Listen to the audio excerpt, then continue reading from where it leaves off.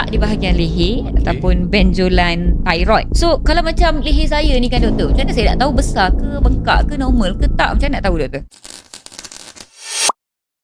Biasanya benda yang paling mudah ni kita tengok depan cermin lah kan. Kita sendiri duduk depan cermin, tengok leher kita. Sebab leher ni bila tengok dia simetri. So kalau tak nampak simetri, nampak ada benjolan ke, ketelan ke apa, kemungkinan daripada thyroid lah. Tapi nak kata thyroid ke tak thyroid ke apa tu, nanti doktor akan assess dekat klinik kan, macam tu.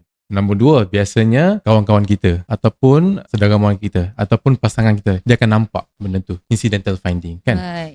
Diorang yang sedar. Betul kan, dia orang sedar dan dia beritahu kita. Contoh kalau Dr. Mala perasan 5 tahun lepas kan ada seorang wartawan, dia tengah buat reporting and then viewer tu nampak leher dia macam tak betul, bengkak kan. Kalau boleh search lah Victoria Price kan, dia punya wartawan tu. And then dia pergi buat workout and then turn out to be thyroid cancer.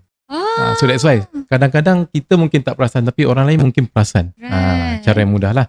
And then kita kerja doktor, kita akan check lah detail sama ada kelenjar ke, thyroid ke ataupun hanya lemak saja. Siri jom dengan tips ini dibawakan khas untuk anda oleh Columbia Asia Hospital Tebrau.